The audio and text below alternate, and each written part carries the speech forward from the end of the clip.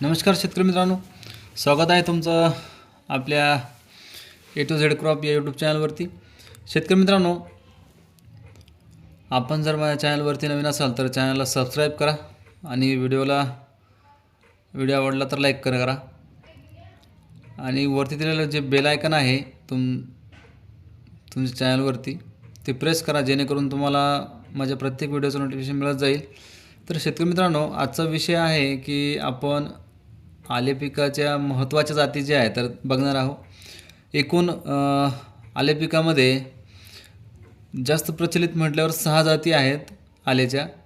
त्यापैकी मी तुम्हाला आज या व्हिडिओमध्ये 3 जातींची माहिती देणार आहे थोडक्यात, कारण व्हिडिओ खूप मोठा होतो आणि शेतकरीसुद्धा जे आहे तर कमेंट करतात की जास्त व्हिडिओ मोठा झाला की मग त्यांना इंटरेस्ट राहत नाही व्हिडिओमध्ये. शॉर्टकटमध्ये असलं तर शेतकरी जे कोणी असो लवकर बघून लवकर त्यांना माहिती मिळते. तर शेतकरी मित्रांनो, सुरुवातीला जी आहे तर आपल्या महाराष्ट्रात जी प्रचलित आहे ती माहीम जातीची जी आहे, अद्रकीमध्ये माहीम जात महाराष्ट्रात जी आहे तर विशेषतः सातारा व पुणे भागात माहीम ही जात जी आहे तर जास्त मोठ्या प्रमाणात घेतली जाते. या जातीत मोक्या व अंगाऱ्या असे 2 प्रकार आहेत. मोठ्या ठोसर व रशीत असून या जातीस भरपूर फुटवा येतो आणि महाराष्ट्रात अद्याप स्थानिक जातीचे माहीम या नावाने ओळखले जाणारे आले लागवडीसाठी वापरतात. या जातीत मोक्या व अंगाऱ्या असे 2 प्रकार आढळतात. हे बघा, माहीम जातीमध्ये सुद्धा 2 प्रकार आहेत वेगवेगळे, मोक्या व अंगाऱ्या असे. म्हणजे ती आपल्याकडे प्रचलित नाही आहे, प्रत्येक भागावर. आता ही जी व्हरायटी आहे पुणे भागात जी आहे, सातारा व पुणे भागामध्ये दोन्ही भागामध्ये वेगवेगळ्या नावाने थोडीशी प्रचलित आहे. आणि आता दुसरी माहिती घेऊ. सुप्रभा ही एक आले पिकाची चांगली जात आहे. ती आपल्याकडे प्रचलित नाही आहे फक्त. आता बरेच शेतकरी जे आहे आपल्या भागातील मराठवाडा जालना जिल्ह्यातील जेवढे शेतकरी आहे त्या शेतकऱ्यांना फक्त आले लागवडीचं जे माहीम आणि आपल्याकडे चालती दुसरी एक ती औरंगाबाद, ह्या 2 जातीची माहिती आहे. बऱ्याच शेतकऱ्यांना ती औरंगाबाद जात आहे म्हणून ही पण माहिती नाही आहे. तर ही सुप्रभा जी जात आहे भरपूर फुटव्यासाठी ओळखली जाणारी ही जात आहे.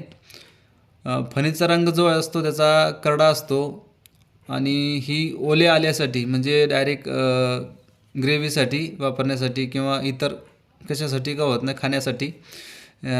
आणि सुंठ जी बनते अद्रकीसाठी, सुंठीसाठी चांगली मानली जाते. म्हणजे सुंठीचं प्रमाण एकदम चांगल्या क्वालिटी सुंठ बनते ह्या व्हरायटीपासून. आणि याची जी आहे तर केरळमध्ये जास्त याची लागवड केली जाते आणि ह्या जातीला मूळकूज रोगापासून ही जी आहे तर रोगप्रतिकार शक्ती चांगली आहे, म्हणजे मूळकूज याच्यामध्ये कमी येते. आता बघूया आपण तिसरी जी जात आहे ती आहे रिओ डी जानेरिओ. ही जी जात आहे ही नवीन आहे, आपण कधी ऐकलेली नाही आहे. मी पण नवीनच माहिती घेतली त्याची, म्हणून तुम्हाला माहिती देतो आहे.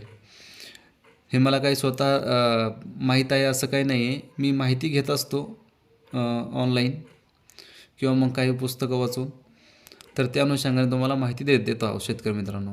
आणि बऱ्याच शेतकऱ्यांना काही जर प्रश्न असेल तर तुम्ही कमेंटमध्ये मला विचारू शकता.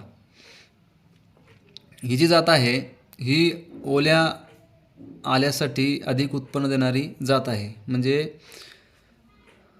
आपण कच्चा मालच विकतो सरासरी, तर व्यापाऱ्याला आपण काय करतो, अद्रक परिपक्व झाली की लगेच काटा करून देऊन दिला.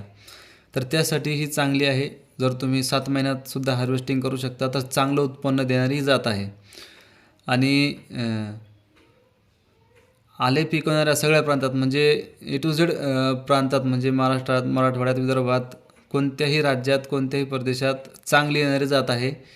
आणि याच्यामध्ये सुंठीचे प्रमाण जे आहे तर हे 16.25% असून तंतुमय याच्यामध्ये जे पदार्थांचे प्रमाण असते 5.99% असते. आता हे सुंठीचे प्रमाण बी असतं याच्यामध्ये, प्रत्येक जातीमध्ये काही कमी जास्त प्रमाण असतात. सुंठ एखादी व्हरायटी जी असते ती सुंठीसाठी एकदम स्पेशल चांगली असते, त्याची सुंठ चांगली बनते. तर काही व्हरायट्यामध्ये सुंठ चांगली व्यवस्थित बनत नाही, पाहिजे तशी क्वालिटी भेटत नाही सुंठीची. तर हे जे वेगवेगळे जे गुणधर्म आहे हे प्रत्येक जातीचे आहेत, हे समजून घेणं गरजेचं आहे. जर जे शेतकरी सुंठ बनवून जर विकत असाल तर त्यांच्यासाठी अशा काही जाती रेकमेंडेशन केलेल्या आहे. तर ह्या जातीची माहिती तुम्हाला असणे गरजेचं आहे. जर जे शेतकरी आले लागवड करतायत भरपूर दिवसापासून किंवा ज्यांना करायचे आहे, त्यांनी ह्या जातीचं निरीक्षण करून माहिती घेऊन तुम्ही त्या जातीची लागवड करावी. शेतकरी मित्रांनो, व्हिडिओ आवडला तर लाईक करा. चॅनलवरती नवीन असाल तर चॅनलला सबस्क्राईब अवश्य करा आणि व्हिडिओ आवडला तर लाईक करा. भेटूया पुढच्या व्हिडिओमध्ये. बाकीच्या 3 जाती आहेत अजून आपल्याकडे, त्या जातीची माहिती देऊ. धन्यवाद.